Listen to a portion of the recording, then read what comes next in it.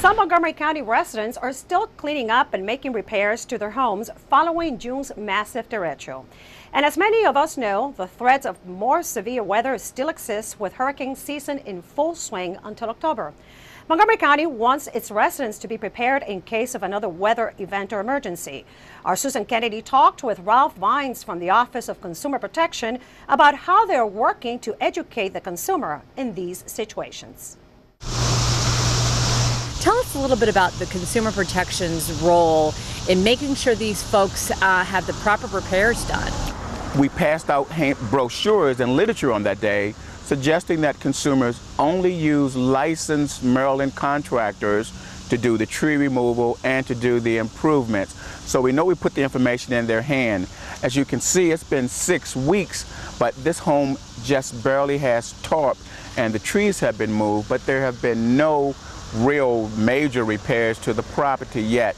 So these things are very time consuming, but it's important the consumer not rush to judgment, that they need to make sure they find a licensed contractor that has the ability to do the full scope of work. What is the role of the Consumer Protection Office in these situations? Are you guys out pounding the pavement, making sure folks are being properly compensated for and taken care of by these contractors? Well, at the initial height of the storm or right after the initial storm, we are out in neighborhoods that we think that are mostly affected, passing out information. But there's a limited number of us. But the police and other law enforcement agencies are also out there, and they are a resource. If you really feel someone is at your door, they're a crook, they're a scammer, don't be afraid to call the police. They can come out, they can identify these people, and that's a safety for you as the victim. Our role is to try to help the consumer, to inform the consumer. We believe an educated consumer is the best.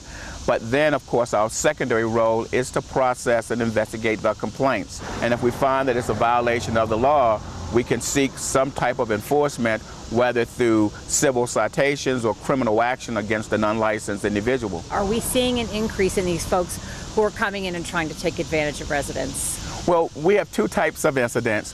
One is, yes, the seasonal or catastrophic contractor. An event happens, they come from everywhere, they're looking for the quick dollar. Then there are the long-term contractors. For example, there's a group of contractors that we now label as travelers, who we know every year come through Maryland. They go up and down the East Coast, and they often do paving work and some driveway work.